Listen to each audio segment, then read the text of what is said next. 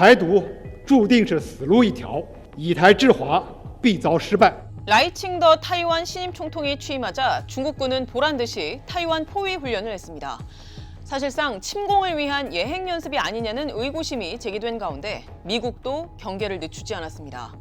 We must be ready to answer the PRC's increasingly intrusive and expansionist claims in the Indo-Pacific region. 타이완군 참모총장도 지난 4월에 진행된 훈련이 연장된 데 대해서 중국군이 훈련을 벌이다가 전쟁으로 전환할 수 있다는 위협 때문이었다고 말했는데 그 정도로 전쟁 가능성을 경계하는 모습입니다. 이런 상황에서 트럼프 전 미국 대통령이 재선에 성공한다면 타이완에 대한 미국의 입장에 변화가 있을지 주목되는데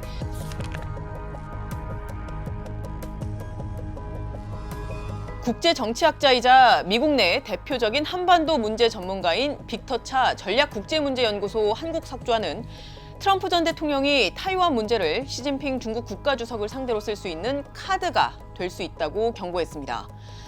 빅터 차 석좌는 부시 행정부에서 백악관 국가안전보장회의 아시아 담당 국장을 지내고 육자회담 미국 측 차석 대표를 맡은 바 있는 실제 외교 현장 경험도 풍부한 인물입니다. 그런 그가 트럼프 2기 행정부가 들어선다면 어떤 변화가 있을지, 특히 그 속에서 한국이 나아가야 할 방향과 관련해서는 어떤 제언을 하는지 직접 저희가 화상으로 만나서 들어봤습니다. 빅터 차 고문은 우선 트럼프 전 대통령의 타이완 관련 언론 인터뷰들에 주목했습니다. 트럼프 전 대통령은 지난 4월 타임지와의 인터뷰에서 중국이 침공할 경우 타이완을 방어할 건지를 묻는 질문에 이렇게 말했습니다. 나는 이 질문을 여러 번 받았다. 내 카드를 공개하고 싶지 않기 때문에 항상 답변을 거부한다. 이렇게 말했습니다. 실제로 그는 지난해 폭스뉴스와의 인터뷰에서 미국이 중국과의 전쟁을 감수하면서까지 타이완을 방어해야 하느냐는 질문에도 확답을 피했습니다. 그 대신 타이완이 우리의 반도체 사업을 모두 가져갔다는 질문과 관련이 없는 답을 했습니다. 빅터 차 석좌는 트럼프 전 대통령의 이러한 대응이 결국 타이완을 중국과의 잠재적 협상 카드로 쓰려는 방증일 수 있다고 봤습니다. 이 경우 트럼프 전 대통령이 다시 집권하면 시진핑 주석과의 거래에서 타이완을 배신할 가능성도 배제할 수 없는 겁니다. Trump doesn't have any particular conviction that Taiwan needs to be defended. It's a source of leverage over Xi Jinping. It's not because he wants to protect democratic values. I think he sees the Taiwan issue as leverage. It's a card that he can play on Xi Jinping. And so in that sense, it makes his Taiwan policy, I think, completely unpredictable. 문제는 트럼프 1기 행정부 때는 그의 급진적인 본능이 노련한 관료들의 제어로 무뎌진 측면이 있었지만 2기 때는 제동을 걸 관료들이 더욱 줄어들 수 있다고 빅터 차 석좌는 우려했습니다. 트럼프 1기 행정부 때 제임스 매티스 전 국방장관, 렉스 틸러슨 전 국무장관, 맥마스터 전 국가안보보좌관 등은 트럼프 당시 대통령의 충동적 결정을 견제하는 역할을 해서 이른바 어른들의 축이다라고 불린 바가 있는데 2기 행정부가 들어선다면 담당 분야를 막론하고 이러한 견제의 목소리를 낼 수 있는 관료들이 줄어들 수 있다는 겁니다. But the big difference in the second term is that he knows how government operates, and there won't be a group of seasoned advisors around him who will try to deflect his worst instincts. Like, I certainly understand the views of people like Matt Pottinger and others who worked for him. You know, they believe very strongly in Taiwan's defense, but they're not going to be in a second Trump administration. And I think Trump would take a deal like that. Because it was Bolton and others who were advising him against it, Bolton, Pompeo, and others who were advising him against it in Hanoi. But he won't have those people there the next time he meets with Kim Jong-un.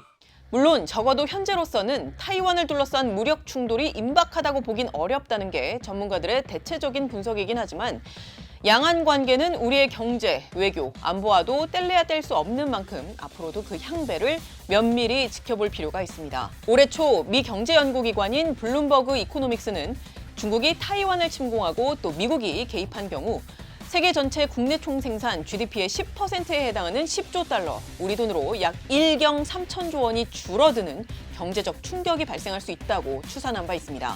특히 블룸버그 이코노믹스는 한국의 경제적 피해 규모가 GDP의 23.3%, 타이완에 이어서 두 번째로 심각한 수준에 이를 수 있다면서 한국 반도체 산업이 가장 큰 피해를 입을 수 있다고 분석했습니다. 문제는 이른바 트럼프 리스크뿐 아니라 두 개의 전쟁, 독재 국가 블록 간의 결속, 기후위기, 인공지능 등 우리가 염두에 둬야 할 굵직한 국제 이슈들은 산적해 있는데 정작 글로벌 거버넌스 기관들, 즉 유엔 안전보장이사회와 주요 20개국, G20, 그리고 세계무역기구, WTO 등이 사실상 실효적인 해법을 내놓지 못하는 상황이라는 겁니다. 이에 빅터차 석좌는 새로운 거버넌스 기관을 설립할 시간적 여유도 없는 만큼 현 상황에 맞게 기존 기관을 변형시키는 게 중요한데 산업화된 민주주의 국가 블록인 주요 7개국 G7을 통해서 보다 안정적이고 예측이 가능한 세계 질서를 만들어야 한다고 주장했습니다. 그리고 이를 위해서는 한국과 호주가 G7에 참여하는 게 무엇보다 중요하다고 강조했습니다. Right now, the G7 represents less than 10% of the world population and only 40% of the global economy. And yet, it is the only institution of global governance that is left because the UN Security Council doesn't work anymore. The G20 doesn't work. The WTO doesn't work. So you want new partners to be ones that are trustworthy, that have sizable economies, and that are key players in emerging tech and supply chains.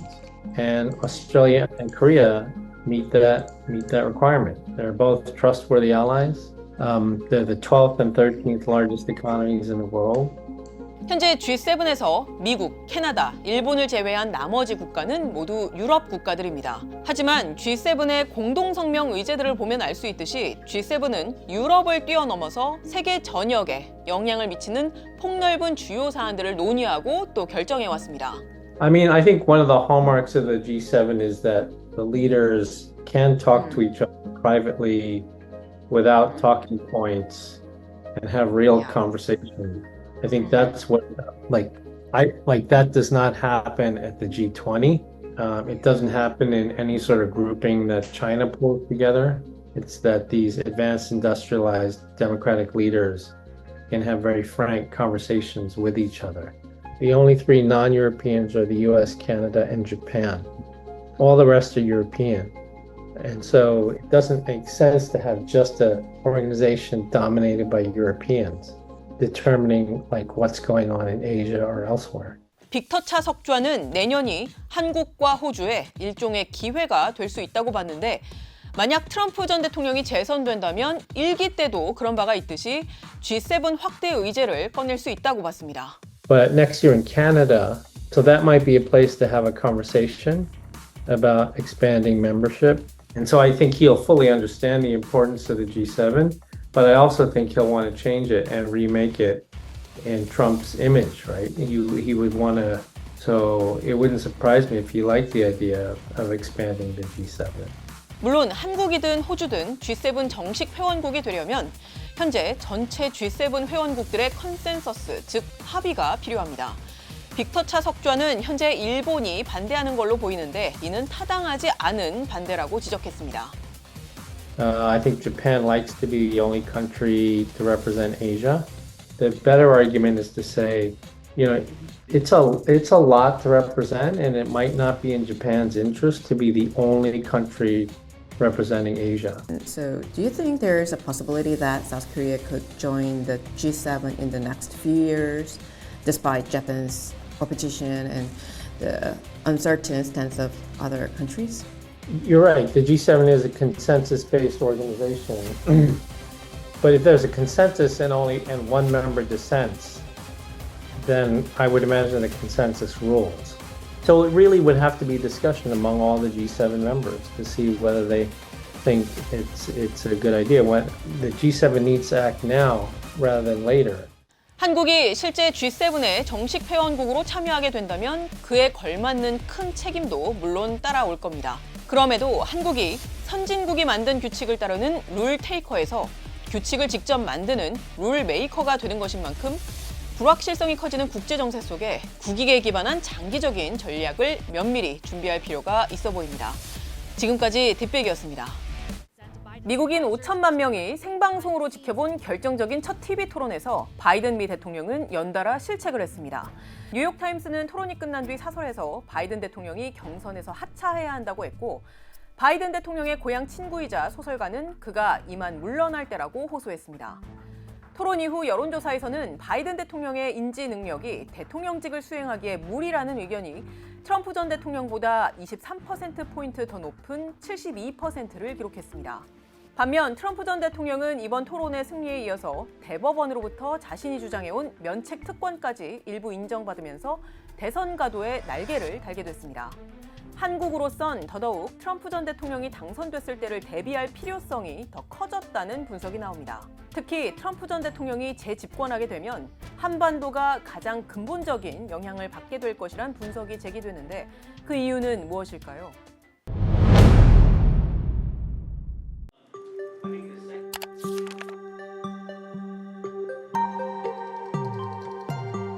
미국의 전략국제문제연구소의 빅터차 한국석좌는 부시 행정부에서 백악관 국가안보회의 아시아 담당 국장을 지냈고 또 육자회담 미국 측 차석 대표를 맡았던 외교 전문가입니다. 그가 최근 외교 전문지 Foreign Affairs 기고문에서 이런 의미심장한 경고를 했습니다. 트럼프 2기 행정부가 1기 행정부 때보다 아시아에 훨씬 더 파괴적일 가능성이 크고 한반도에 가장 근본적인 변화를 가져올 수 있다. 그런데 일부 아시아 지도자들은 미국의 합리적인 입법자들이 트럼프의 정책을 잘 이끌어 나갈 것이라고 기대하고 있고, 또 다른 아시아 지도자들은 트럼프의 첫 임기 동안 소위 잘 관리를 했었기 때문에 트럼프 2기 때도 그렇게 할 수 있을 거라고 믿고 있는데 이는 잘못된 믿음이다. 이렇게 경고했습니다. 저희가 화상 인터뷰로 그를 만나서 이러한 판단의 근거들을 물었습니다.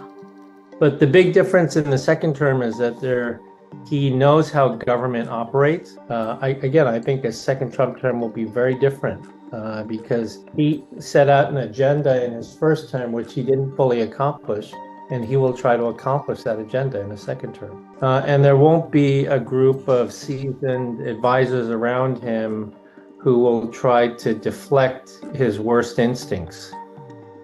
So in many ways, it'll be an unfiltered Trump in a second term compared to what we saw in the first term. 그는 트럼프 전 대통령이 북한 김정은 국무위원장과 만나서 미국 국내 정치에서 생색을 내기 위해서 허울 뿐인 위험한 거래를 할 가능성이 높다고 우려했습니다. 예를 들어서 실제 북한의 핵 위협을 완전히 해소하는 게 아니라 북한의 추가 핵실험과 ICBM 추가 도발만 중단시키거나 아니면 일부 상징적인 핵시설을 철거하는 대가로 대북 제재를 풀어줄 수 있다는 겁니다. And they will, I think, try to give Trump something more than what was on the table in 2019, but that will not come close to affecting their capabilities. And I think Trump would take a deal like that. That would be a disaster for South Korea, I think. For South Korea, it certainly would be. I mean, for Trump, he would paint it as an end of the North Korean threat. It would not solve the short-range ballistic missile threat problem. 특히 빅터차 한국석좌는 트럼프 전 대통령이 이 과정에서 북한이 오랜 기간 요구해온 주한미군 철수를 현실화할 가능성이 높다고 봤습니다. 실제 에스퍼 전 미 국방장관의 회고록에도 보면 트럼프 전 대통령은 재임 당시 주한미군의 철수를 수차례 주장한 바 있습니다. 이에 폼페이오 국무장관이 주한미군 철수는 두 번째 임기 때 우선 계획으로 두는 게 어떠겠느냐고 건의했고, 트럼프는 맞다, 두 번째 임기에 하자라고 답변했습니다. Now, some experts say it's very difficult to withdraw troops from the Korean Peninsula, and all those things may be true from an expert perspective. But if the president of the United States says he wants something done, then people who work for him are not going to say, here are the 5 reasons you can't do that. They're going to come up with 5 options for withdrawing troops from the Korean Peninsula. That's just the way things are. 주한미군의 축소나 철수는 그 자체로 한미동맹의 근간을 흔드는 행위로 간주될 수밖에 없는데 문제는 그 여파가 단순히 여기에 그치지 않을 거란 점입니다. So I wouldn't say it would increase just because Trump is reelected. I would say it would increase if Trump were elected. He made a deal with Kim Jong-un only focused on ICBMs and nuclear weapons. And then he also started to pull troops from the peninsula. Then I think those would be the conditions under which South Korea might seriously start to consider the nuclear option. 핵 비확산 체제, 즉 국제사회가 핵무기를 줄이는 방향으로 가야 한다는 기조 아래 생겨난 이 체제는 앞서 저희가 영상에서 보여드렸듯이 몇몇 핵 보유국들의 역행 속에 그 의미가 퇴색된 측면이 있긴 합니다. 하지만 그럼에도 핵 비확산 체제가 존재하는 한 한국의 자체 핵무장 추진은 곧 선진국으로 평가받는 모범적 핵 확산 방지 조약 NPT 회원국에서 졸지에 국제규범 위반 국가이자 불량 국가로 추락하는 결과로 이어질 수밖에 없습니다. 이게 우리가 속해 있는 국제사회의 현실이라는 게 전문가들의 대체적인 지적입니다. So as I said, I think the majority, 2/3 of foreign policy elites do not want to go nuclear because they understand the cost that would come with going nuclear in terms of international sanctions. If they decide to go nuclear, then what's to prevent others from wanting to do the same thing? Right? What's to prevent Vietnam to do the same thing, or Myanmar, or even Japan? 빅터차 석좌가 지적했듯이 한국이 자체 핵무장에 나선다면 미얀마를 비롯해 일본, 타이완 등의 연쇄 반응을 일으키게 되고 이는 중국과 북한의 선제 공격에 위험한 인센티브를 제공하는 상황으로 이어질 수도 있습니다. 따라서 핵무장 시 기대되는 이익이 과대평가된 건 아닌지 또 핵무장을 하게 되면 실제 치르게 될 비용과 불이익은 어느 정도인지 면밀히 따져볼 필요가 있다는 분석이 나옵니다. 한국이 진정 안보를 위해서 핵 잠재력을 보유해야 한다면 각 분야 전문가들의 통섭적인 연구와 자문을 바탕으로 치밀한 전략을 만들어서 이른바 조용한 외교를 해야 한다는 목소리에 우리가 귀 기울일 필요가 있어 보입니다. 지금까지 뒷배기였습니다.